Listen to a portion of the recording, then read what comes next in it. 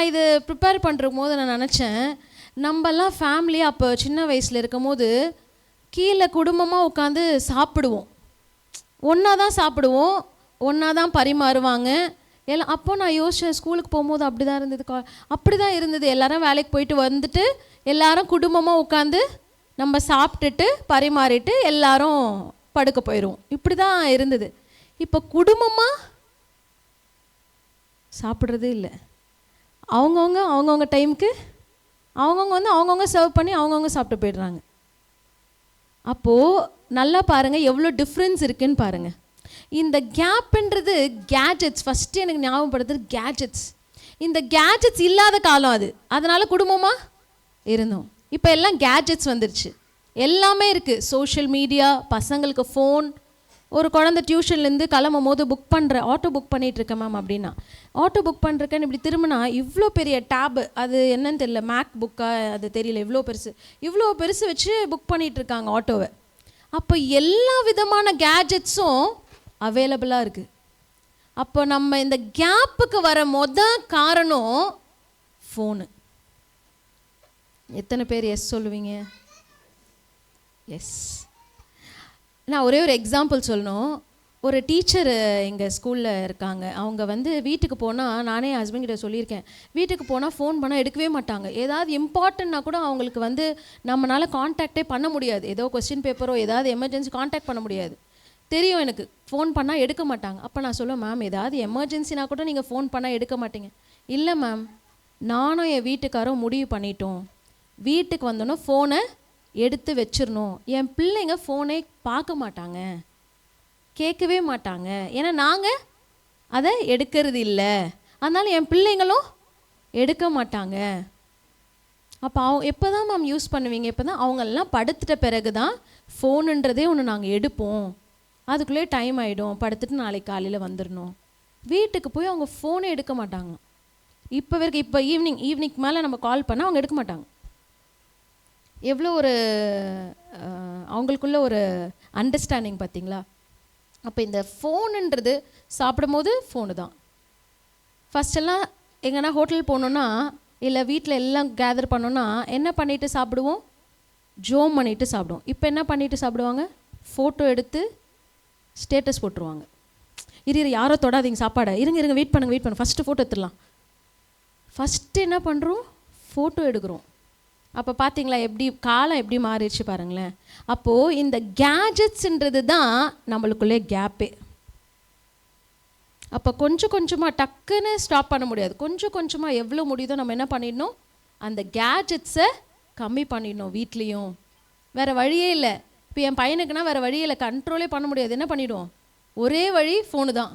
Phone கொடுத்துட்டா கொஞ்ச நேரம் அமைதியாக உட்காந்துருவாங்க. அந்த மாதிரி நம்ம என்ன பண்ணிடக்கூடாது, பிள்ளைங்களுக்கு என்னையும் தான் சேர்த்து தான் சொல்கிறேன்.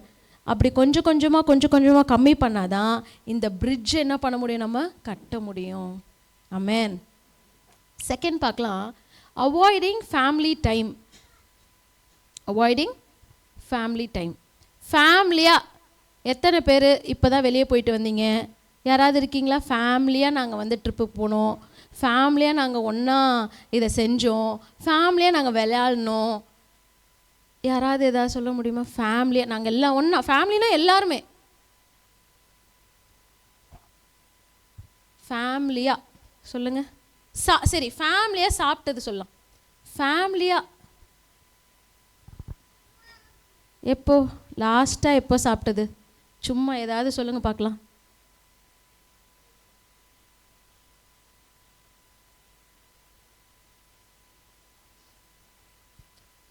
சும்மா சொல்லலாம். லாஸ்ட் வீக்கா, இல்லை ஒரு மாதம் ஆச்சா, அந்த மாதிரி, இல்லை நேத்தா? ஆண்டி சொல்லுங்கள் ஆண்டி. ஃபேமிலியாக டூருக்கு போயிட்டு வந்தாங்க. ஓகே, ஃபேமிலியாக டூருக்கு போயிட்டு வந்தாங்க. யார்? அவங்களா? ஓகே, ஃபேமிலியாக டூருக்கு போயிட்டு வந்தாங்க. ஓகே, ஃபேமிலியாக சாப்பிட்டது லாஸ்ட்டாக ஏதாவது? இல்லை நேற்று, இன்னைக்கு இல்லையா? நீங்களாம் ஆன்சர் பண்ணாதானே நான் சொல்ல முடியும். இல்லவே இல்லைன்றாங்க. ஆண்டி இதெல்லாம் இல்லைம்மா, டாப்பிக்கே இல்லைம்மா, அதெல்லாம் இல்லைம்மா, அதெல்லாம் போய் ரொம்ப நாள் ஆச்சு.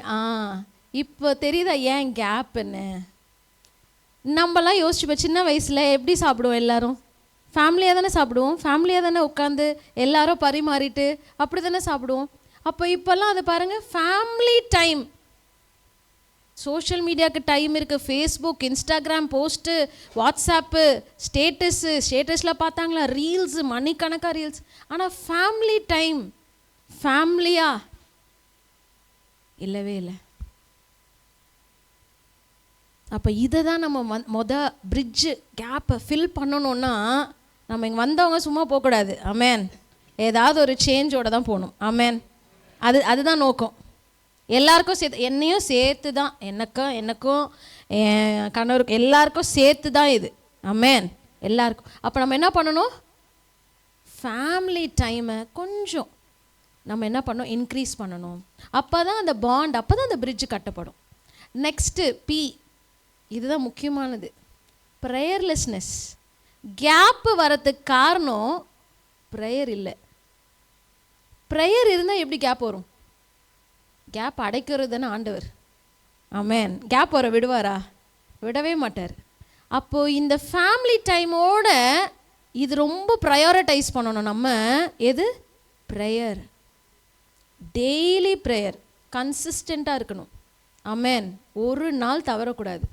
நான் வெளியே போக மாட்டேன் ஆண்டவரே, ஜெபிக்காமல் நான் வெளியே போக மாட்டேன், வேதம் வாசிக்காமல் வெளியே போக மாட்டேன். ஸ்கூலுக்கு போகும்போது நான் முட்டி போட்டு பைபிள் படிச்சுட்டுப்பேன். அப்போ என் கணவர் சொல்லுவார், டைம் ஆயிடுச்சுன்னு சொல்கிற, ஸ்கூலுக்கு போய் படி அப்படின்வாங்க. இல்லை லேட் ஆனாலும் பரவாயில்ல, நான் படிச்சுட்டு தான் போவேன் அப்படின்னு பைபிள் படிக்காமல் ஜெபிக்காமல் நான் ஒரு நாளும் வேலைக்கு போனதே இல்லை, ஒரு நாள் கூட போனதில்லை. ஆமேன். அப்போ நம்மளுக்கு ரொம்ப ரொம்ப முக்கியம் ப்ரேயர். இப்போ இது இல்லைன்னா தான் நம்மளுக்கு என்ன வருது? கேப். எதனால் சொல்லுங்கள்? 3 காரியம். G for gadgets, A for avoiding family time, third one prayerlessness. Okay, ப்ரேயரே இல்லாமல்னா கண்டிப்பாக கேப்பு தான். ஓகே, இப்போ அந்த பிரிட்ஜு கட்டணும்ல, இப்போ இந்த கேப்பை எப்படியும் என்ன பண்ணணும், நம்ம க்ளோஸ் பண்ணி தான் ஆகணும், வேறு வழியில். அதுக்கு தான் வந்திருக்கோம். ஆமேன். இன்றைக்கி நம்ம முடிவு எடுக்கணும், அந்த பிரிட்ஜை கட்டியே ஆகிறோம், அந்த கேப்பை க்ளோஸ் பண்ணியே ஆகிறோம். So will see the next slide. B, எப்படி அந்த பிரிட்ஜு கட்டலாம் அப்படின்னு பார்த்தீங்கன்னா, பி ஞாபகம் வச்சுக்கிறதுக்காக ஆக்சுவலி இந்த வேர்ட்ஸ் எல்லாம். Okay, bond in love. என்ன இருக்கணும்? பாண்ட். பாண்டுன்னா என்னது? பாண்டுனா என்ன? ஃபெவி பாண்ட் கேள்விப்பட்டிருக்கீங்களா? ஃபெவி பாண்ட், ஃபெவி ஸ்டிக்கு ஒட்டிக்கும். ஆமேன். ஒட்டிக்கும், பிரிக்கவே முடியாது. அந்த மாதிரி பாண்டிங், அதுதான் பாண்டு பேரே, அதுக்குனால தான் பாண்ட். பாண்டுனா பிரிக்கவே முடியாது. ஆமேன். Bond in love. வேதமும் அப்படி தானே சொல்லுது. எபேசியர் 4:2. யாராவது ஒருத்தவங்க வாசிங்க பார்க்கலாம். எபேசியர் 4:2 இஃப் ஐ எம் ரைட்.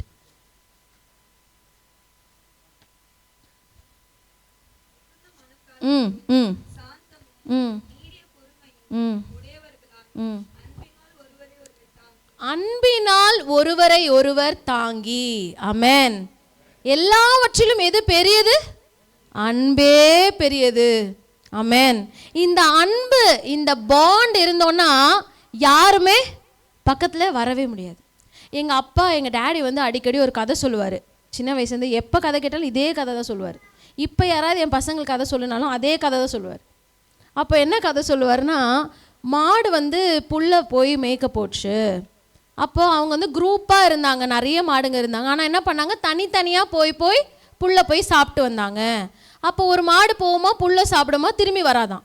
பார்த்தா சிங்கம் கடிச்சு சாப்பிட்ருமா. இன்னொரு மாடு போகுமா, திரும்பி வரலையாம். பார்த்தா திருப்பி சிங்கம் சாப்பிட்ருமா.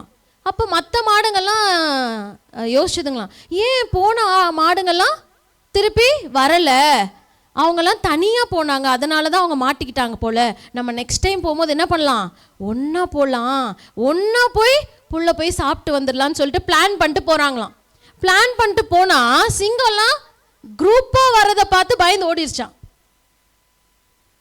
அப்போ எப்பவுமே எப்படி இருக்கணும், நம்ம குரூப்பாக. அதனால தான் பிசாசுக்கு பிடிக்காதது இந்த ஒற்றுமை, ஐக்கியமே பிடிக்காது பாருங்க.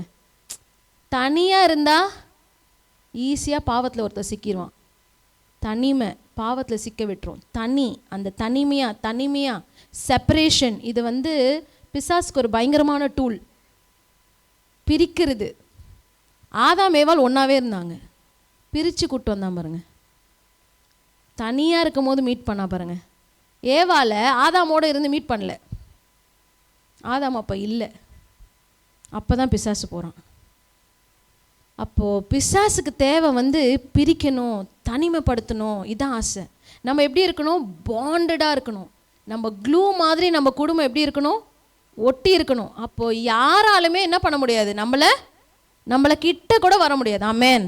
அப்போ இந்த பிரிட்ஜுக்கு நீங்கள் கட்ட வேண்டியது என்னது? பாண்டு. நல்ல ஒரு அன்பின் ஐக்கியம் வந்து நம்மளுக்குள்ள இருக்கணும். பாருங்கள், சபையாராக நம்ம ஒன்று கூடி ஜெபிக்கும். பார்த்துருக்கீங்களா? நம்ம ஒன்று கூடி ஜெபிக்கும் போது எவ்வளோ கிரியை ஆண்டவர் செய்கிறார். தனித்தனே ஜெபிக்கிறதுல கூடி கூடி நம்ம ஜெபம் பண்ணும் போது ஆண்டவர் பெரிய காரியத்தை செய்கிறார். அதுதான் அந்த பாண்டு, அந்த ஐக்கியம். அதுதான் அவள் குடும்பத்துலேயும் நம்ம என்ன பண்ணோம்? அன்பின் ஐக்கியம். ஆமென். ரெண்டாவது word R respect one another. இப்போ நினைக்கலாம் ரெஸ்பெக்ட்னா என்ன? இப்போ என்ன ஒய்ஃப் வந்து ஹஸ்பண்ட் வந்து ஒய்ஃப் வந்து ரெஸ்பெக்ட் பண்ணணும்னு நினைக்கிறீங்களா? அப்படி அந்த மீனிங் கிடையாது. ரெஸ்பெக்ட் ஒன் அனதர்னா ஒருவர் காது கொடுத்து கேட்குறது. ஆமென். நான் சொல்கிறத கேளுங்க, நீங்கள் சொல்கிறத நான் கேட்குறேன். இப்போ ரீசெண்டாக கல்யாணம் ஆகிற ஒரு குழந்தை நிறைய பேர் இருக்காங்க, அதனால ஈஸியாக எக்ஸாம்பிள் சொல்கிறேன். நீங்கள் யாருன்னு யோசிக்க முடியாதுல்ல, 5-6 பேர் இருக்காங்களா, அதனால் யாருக்குமே டவுட் வராது. ஒரு கல்யாணம் ஆக போகிற ஒரு பொண்ணு வந்து என்கிட்ட சொன்னால், அக்கா நான் வந்து ஒன்று தான்க்கா எக்ஸ்பெக்ட் பண்ணுறேன் அப்படின்னா. என்னம்மா எக்ஸ்பெக்ட் பண்ணுறேன் அப்படின்னு கேட்டேன். என்னை வந்து வேல்யூ பண்ணணும்க்கா, என்னை வந்து ஒருத்தவங்க வேல்யூ பண்ணணும்க்கா, அது ஒன்று போதும்க்கா, என் வீட்டுக்கார் வந்து என்னை வேல்யூ பண்ணணும்க்கா. அப்போ நினச்சேன், ஆஹா பெரிய டாஸ்காக வச்சுருக்காங்களே. இப்போ இருக்கிற பிள்ளைங்க என்ன எக்ஸ்பெக்ட் பண்ணுறாங்க பாருங்கள். அன்பு. நம்மலாம் என்ன சொல்லுவோம்? அன்பாக, நம்ம காலத்தில் என்ன சொல்லுவோம்? அன்பாக இருக்கணும் என் கணவர், அன்பு இருந்தால் போதும். இப்போ அன்பு கேட்கல, என்னை வேல்யூ பண்ணணும். இப்போ இருக்கிற ஜென்ரேஷன் அதுதான். ஏன்னா இப்போ மாறிடுச்சு, அப்படியே காலம் மாறிடுச்சு. அவங்க பேசுகிறத கேட்கணும், நான் சொல்கிறதும் அக்செப்ட் பண்ணணும், என்னையும் அந்த ஃபேமிலியில் மதிக்கணும். ஒரு சின்ன ஆசை. யாரோ ஒரு குடும்பத்துலேருந்து உள்ளே வராங்க, அதை எல்லாம் அக்செப்ட் பண்ணி உள்ளே வராங்களே, அவங்க சொல்கிறதும் இவங்க கேட்கணும். எல்லாமே கிடையாது. அந்த குழந்தை அப்படியும் சொல்லலை, என்னையும் வேல்யூ பண்ண, பேசுகிறதும் என்ன பண்ணணும்? வேல்யூ பண்ணணும்க்கா, அப்படியே விட்டுறக்கூடாது, அது ஒன்று தான் அப்படின்னு ஒருத்தவங்க சொன்னாங்க. ஆமேன். அதன்படி ஆக்கடுவதாக. ஆமேன். அப்போ அந்த அதுதான் ரெஸ்பெக்டிங் ஒன் அனதர். ஒவ்வொருத்தருக்கு என்ன இருக்கோ. இப்போ நம்ம சொல்லக்கூடாது, உனக்கு என்னம்மா, எனக்கு 1008 பிரச்சனை இருக்குது, உனக்கு அப்படியா? வேலை செய்கிறவன் ஹஸ்பண்ட் சொல்லுவாங்க பார்த்தீங்களா, வீட்டில் இருக்கிற ஒய்ஃபை பார்த்து, உனக்கு என்ன, வீட்டில் தானே இருக்க, வாங்க இருங்க ஒரு நாள் ஃபுல்லாக இருந்து பாருங்கள், அப்போ தான் தெரியும். சில பேர் சொல்கிறீங்களா, ஆமாம் நிஜமாக தான் சொல்கிறேன். சில பேர் ரொம்ப இதுவாக பேசுவாங்க, வீட்டில் தானே இருக்க, உனக்கு என்ன, வேலைக்கா போகிற, நீ ஜஸ்ட் ஒரு ஹவுஸ் ஒய்ஃப், உனக்கு என்ன இருக்குது அப்படின்னு கேட்பாங்க. ஆனால் ஹவுஸ் ஒய்ஃபுக்கு தான் தெரியும் அது எவ்வளோ ஒரு கஷ்டம். பிள்ளைங்களை வளர்க்குறது, தனியாளான்னு என்ன எல்லாமே பார்க்கறது எவ்வளோ கஷ்டம்னு அவங்கவுங்களுக்கு தான் தெரியும். அப்போ இந்த ரெஸ்பெக்ட் ஒன் அனதர், ஒரு சின்ன வார்த்தை கூட ஹர்ட் ஆகக்கூடாது. ஆமேன். சின்ன வார்த்தை கூட ஹர்ட் ஆகாமல் அவங்க என்ன சொல்ல வராங்க கேட்டு அதன்படியாக என்ன பண்ணணும்? நம்ம கவுன்சிலிங் கொடுத்து நம்ம தேற்ற வார்த்தைகளாக ஒரு நம்மளை என்ன பண்ணணும்? கொஞ்சம் கம்ஃபர்ட்டாக பண்ணுற வேர்டை சொன்னாலே போதும். ஒரு ட்ரிக்கு சொல்லவா? விமெனுக்கு எல்லாம் ஒன்று தான் வேணும். நீங்கள் எதுவுமே செய்ய வேணாம், மென் எதுவுமே செய்ய வேணாம், கரெக்டாக நீங்கள் சொல்லணும். நீங்கள் தான் சொல்லணும் எனக்கு கரெக்டாக இல்லையான்னு. இது எனக்கு தெரிஞ்சு நீங்கள் சொல்லுங்கள். அவங்க எதுவுமே செய்ய வேணாம். அவங்க ஒரு வார்த்தை சொல்லுவாங்களே, அதெல்லாம் ஒன்றும் இல்லை, நான் பார்த்துக்கிறேன், ஒன்றும் இல்லை, நான் பார்த்துக்கிறேன், நான் இருக்கேன், எஸ்ஸானோ. அவங்க செய்கிறத விட அந்த வார்த்தை இருக்குது பார்த்தீங்களா, கம்ஃபர்டிங்காக ஒரு வார்த்தை, சாப்பிட்டியா, உடம்பு நல்லா இருக்கா, இந்த ஒரு வார்த்தை தான் எல்லாருக்கும் ஒரு கம்ஃபர்ட். ஆமாவே இல்லையா? ஆமேன். அவங்க வந்து சாப்பாடு போடணுன்னு இல்லை, ஆமாம் தானே, அவங்க வந்து நம்மளை இது பண்ணணும்னு இல்லை, உடம்பு நல்லா, ஹாஸ்பிட்டல் கூப்பிட்டு போகணும்னு இல்லை, நம்மளுக்கு சரியாயிடும். நல்லா இருக்கேன்னு கேட்டாலே உடம்பு சரியாயிடும். அதான் கேட்க மாட்டுறாங்களே. நல்லா பாருங்களேன், இது ஒரே ஒரு ட்ரிக், சீரியஸாக சொல்கிறேன், இது ஒன்று தான் ட்ரிக்கே, இது ஒன்று தான் ட்ரிக்கே. அது வந்து நான் வந்து இது வந்து எப்படி சொல்லணும், ப்ரூவன் ரிசல்ட். இது நான் சொல்கிறது வந்து சும்மா நான் என்னோட இதுன்னு சொல்லலை, இதுதான் ப்ரூஃபு. விமெனோட மென்டாலிட்டி இஸ் எக்ஸ்பெக்டேஷன், அவ்வளோதான். எக்ஸ்பெக்டேஷன் தான் விமென் எல்லாரும், நானே இவங்க இல்லை, எந்த ஏஜில் இருந்தாலும் அம்மா வந்து பலமாக தலையாட்டுறாங்க. எனக்கு வயசு கண்டிப்பாம்மா அப்படிதான், உண்மை தானே, உண்மை. ஏன்னா அது ஒரு ஒரு வார்த்தை, ஆமேன், கொடுக்க நம்ம சொல்ல வேணாம், ஒரு வார்த்தை சொன்னாலே அதுதான். இப்போ எல்லாருக்கும் தெரிஞ்சிச்சுன்னு நினைக்கிறேன் என்ன பண்ணணும்னு. இனிமே டோன்ட் வரி, இதை பார்த்துட்டு இருக்காங்க. லைவ் ஓடுதாப்பா இல்லையா? சரி, ரெக்கார்டிங் போடுவீங்களாப்பா? யார் பார்க்குறீங்களோ அன்பான கணவர்மார்களே, இதான் எக்ஸ்பெக்டேஷன், ஃபுல்ஃபில் பண்ணிவிடுங்க. ஆமேன், ஆமேன். அப்போ இவங்களோட எக்ஸ்பெக்டேஷன் என்ன அப்படின்னு கேட்காதீங்க. அவங்களுக்கு லாட் ஆஃப் எக்ஸ்பெக்டேஷன்ஸ். நம்ம என்ன எதிர்பார்ப்பாங்க? நம்ம ஒய்ஃப் எல்லாம் எப்படி இருக்கணும், எப்படி இருக்கணும்னு எக்ஸ்பெக்ட் பண்ணுவாங்க. அன்பாக இருக்கணும், கீழ்ப்படியணும், சாஃப்டாக இருக்கணும், அவ்வளோதான் அவங்களோட எக்ஸ்பெக்டேஷனும். அவ்வளோதான், ரொம்ப சிம்பிள். ஆமாம், நம்ம எப்படி எக்ஸ்பெக்ட் பண்ணுறோமோ அவங்களும் ரொம்ப சிம்பிளாக தான் எக்ஸ்பெக்ட் பண்ணுறாங்க. நம்மளும் அதை கொடுத்துட்டா ஃபினிஷ்ட், கேப்பே இருக்காது. ஆமேன். என்ன கிருபா, நோட் பண்ணிட்டியா? Okay, next intimacy. I for intimacy. Intimacy means intimacy not only with the family, with God first. இது ஒரு நான் என் லைஃப்பில் நான் அண்டர்கோ பண்ண ஒரு விஷயம். நான் சீரியஸாக சொல்கிறேன். எப்போ நான் வந்து ஒரு மனுஷனோட அன்பை நோக்கி போகிறனோ கிடைக்காது. நான் ஒரு நாள் ரொம்ப ஃப்ரஸ்ட்ரேட்டடாக, என்ன நம்ம தான் ரொம்ப எக்ஸ்பெக்ட் பண்ணுறோம் அன்பு அன்பு அன்பு அன்புன்னு அப்படின்னு நினச்சிட்டு இருக்கும்போது எனக்கு அப்போ தோன்ற விஷயம், நம்ம ஆண்டரோட பாதப்படியில் உட்காந்து ஜோம் பண்ணுறோம், ஆண்டரோட க்ளோஸ் ஆகிடலாம். ஆமேன். நம்மளுக்கு வேறு யாரும் இல்லை, ஏசுப்பா தான். அவரோட க்ளோஸ் ஆக ஆக ஆட்டோமேட்டிக்காக நம்ம எக்ஸ்பெக்ட் பண்ண அன்பு தானாக கிடைக்குது. ஆமேன். எத்தனை பேர் இது உணர்ந்திருக்கீங்க? ஆமேன். நான் அதுதான் சொல்கிறேன். தயவு செய்து நம்ம பீப்புள் கிட்ட நம்மளுக்கு என்ன கிடைக்காது, அன்பு நம்ம ரொம்ப எக்ஸ்பெக்ட் கிடைக்காது. நம்ம என்ன பண்ணணும், ஆண்டருக்குள்ளே க்ளோஸ் ஆகணும். அதான் intimacy with God and family. First யார் கூட க்ளோஸ் ஆகணும்? காட். அக்கா திவ்யா சொல்லுவோம், அக்கா இப்போ தாங்க எனக்கு கல்யாணமே ஆக போகுது, என்னக்கா நீங்கள் இப்போ தான் இன்டிமெசி வித் ஹஸ்பண்ட் நினச்சேன், நீங்கள் இன்டிமெசி வித் ஹஸ்பண்ட் பேசுங்கன்னு பார்த்தா காடுன்றீங்க. அதுதான் அங்கே நெக்ஸ்ட்டு பாரு, என்ன இன்டிமெசி வித் காட் அண்ட், உனக்கு தானே நெக்ஸ்ட்டு, அதனால தான் intimacy with God and family. So first யார் கூட? காட்.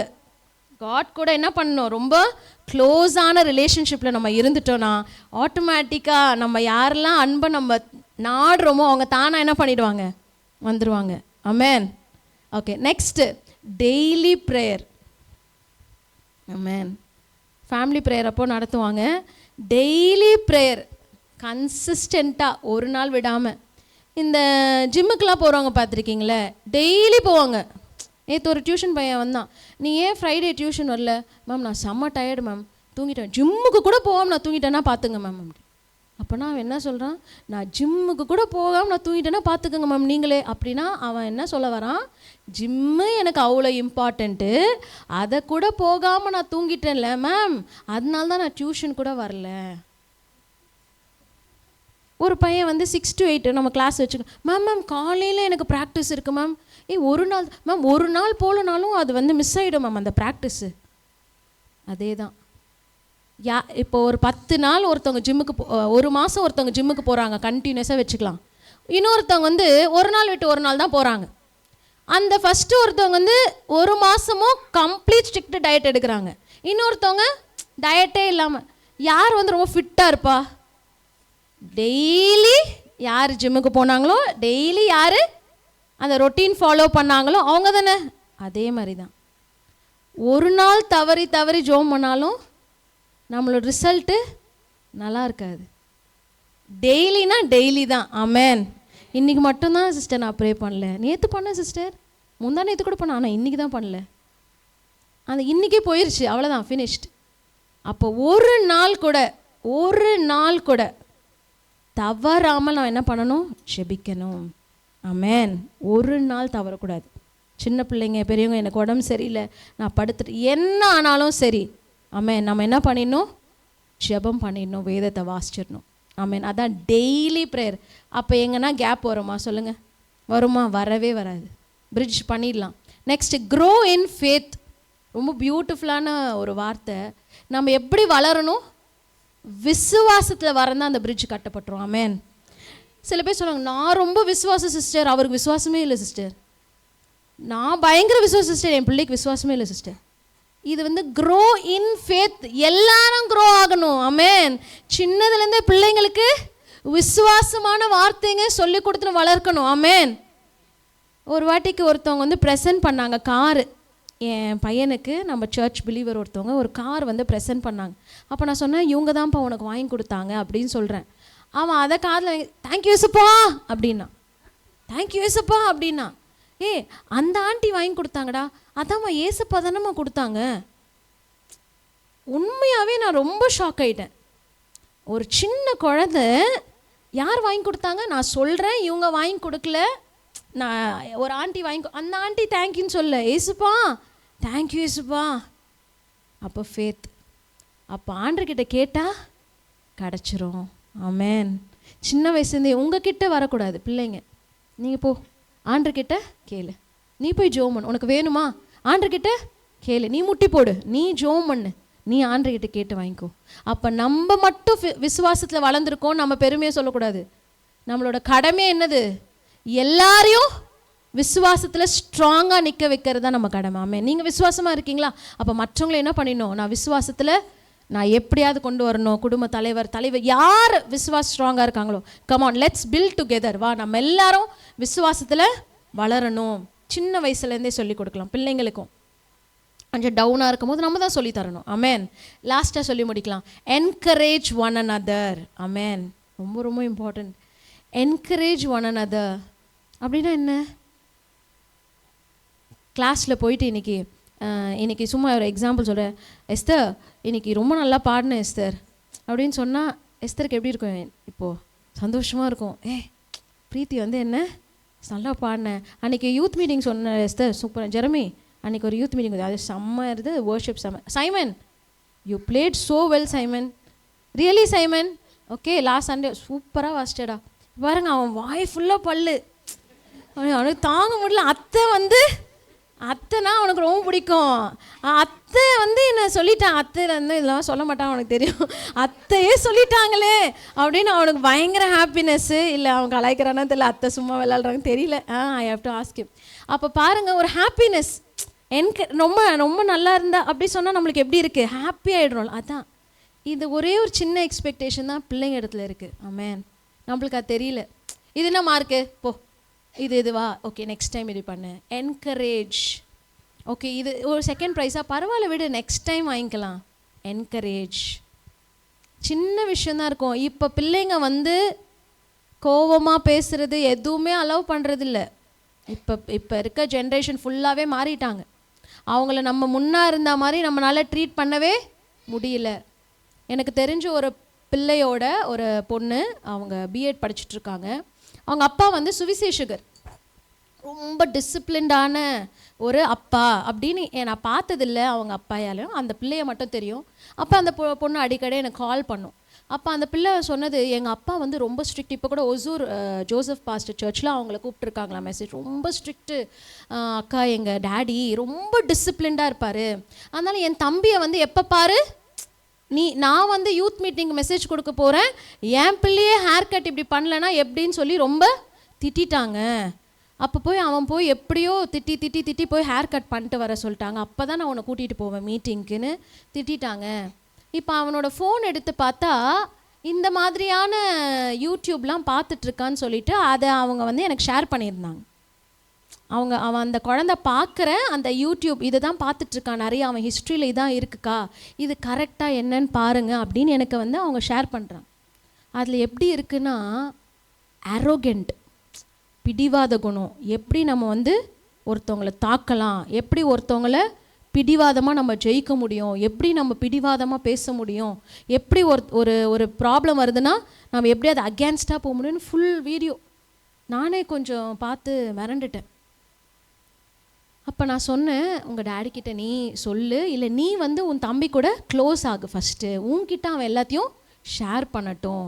டேடிக்கிட்ட நீ தனியாக போய் பேசு, அவனை வேறு விதமாக கொண்டு வர சொல்ல கொஞ்ச நேரம் பேசி அவனுக்கு என்ன ப்ராப்ளம்ன்றது கேட்டு அனலைஸ் பண்ணி அப்புறம் அவனை வழி நடத்துங்க அப்படி சொல்லிவிட்டு நான் இந்த பொண்ணுக்கிட்ட சொல்கிறேன், நீ அவன்கிட்ட க்ளோஸ் ஆகு. அப்போ பாருங்கள், ஒன்றுமே இல்லை. அவங்க அப்பா என்ன சொல்லியிருக்காரு, முடி வெட்டு, வேறு எதுவுமே கேட்கலையே. அப்போ அதுக்கே பார்த்தீங்களா எப்படி ஒரு குழந்தை ரியாக்ட் பண்ணுறான்னு. அப்போ சின்ன விஷயம் அவங்க நல்லதுக்குன்னு அந்த குழந்தைக்கு நல்லா தெரியும், ஆனால் அவங்களால அக்செப்ட் பண்ண முடியல. அப்போது இந்த பிள்ளைங்க ஏஜ் குரூப்லாம் வெரி டிஃபிகல்ட் டாஸ்க்கு பேரண்ட்ஸ்க்கு, ரொம்ப ரொம்ப டிஃபிகல்ட். இவங்களெல்லாம் கொண்டு வரணும்னா ஜபத்தந்தான். ஆமேன். அவர் தான் நம்மளை கைட் பண்ணணும், வேறு யாருமே இல்லை. ஆமேன். நான் அடிக்கடி சொல்கிற விஷயம், ஆண்டவரே என் பிள்ளைங்க இல்லைப்பா, அது உங்கள் பிள்ளைங்க. ஆமேன், நீங்கள் வளர்த்துருங்கப்பா.